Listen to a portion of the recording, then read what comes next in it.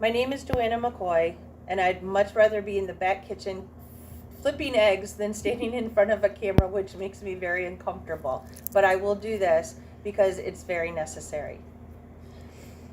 As I said, my name is Johanna McCoy, and alongside my significant other, John Sebastian, bought the Bomber Restaurant April 25th, 1995.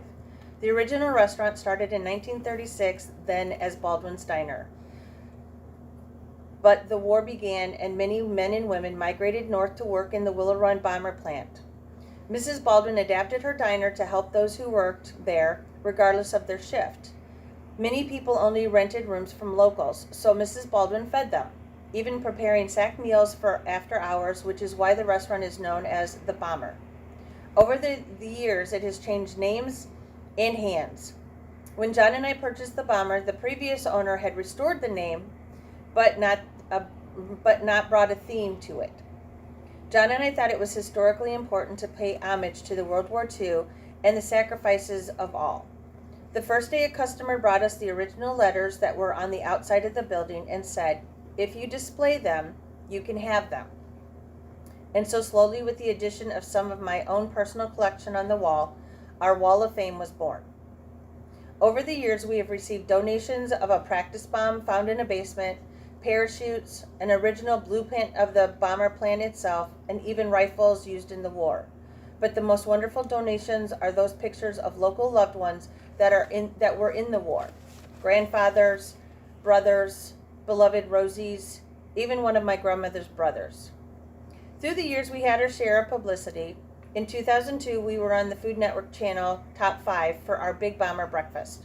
In 2006, we were mentioned in Playboy when Detroit hosted the Super Bowl, stating the Bomber breakfast was the best place to go. Bomber restaurant was the best place to go for a hangover breakfast and was well worth the drive from Detroit. We were used as a background for National Geographic's when they interviewed the original Rosies for one of their specials. We've also had our share of celebrities. The Blue Angels, pit crews from the Michigan International Speedway, our local grown 4-star General John Colburn, Charles Kettle, the Congressional Medal of Honor recipient, and of course our local original Rosies, who like to come in every month. We also celebrated them with their own Rosie Day every Palm Sunday for the last 8 years, except for this one. But it is our local celebrities that I do this for. The Little League teams, the high school robotic team who meet every Saturday morning before their tournament because it's tradition.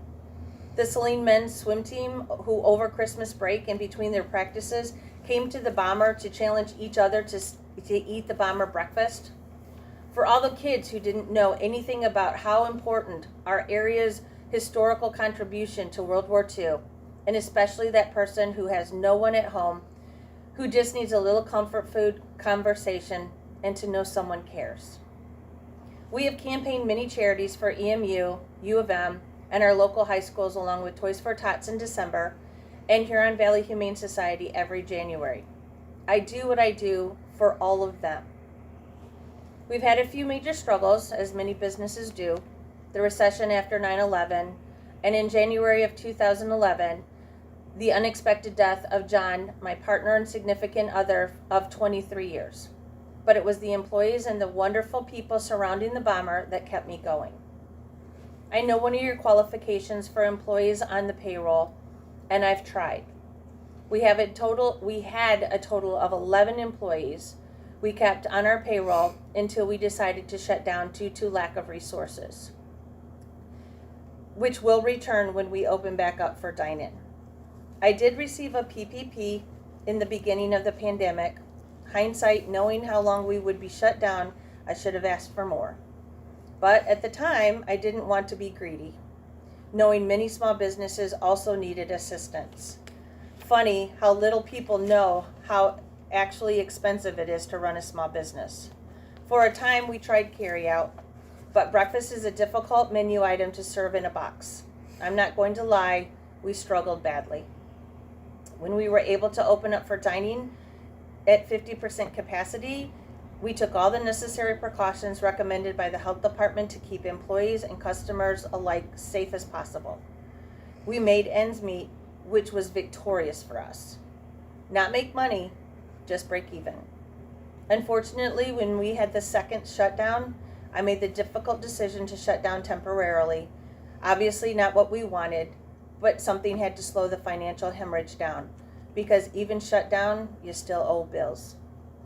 Recently, we have just started a GoFundMe page and reached out to newspapers and TV stations hoping to get our story out to help our employees and the establishment keep afloat until we can reopen once again.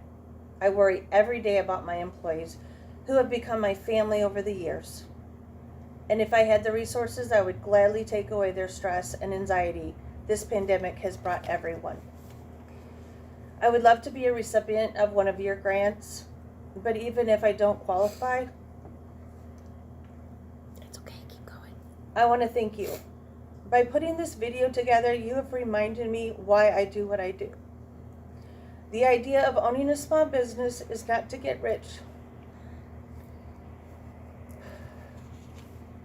It's about connecting with the community and loving what you do for others. And during the struggle of this pandemic, I had lost sight of that. So thank you for the reminder and your consideration. Sincerely, Johanna McCoy.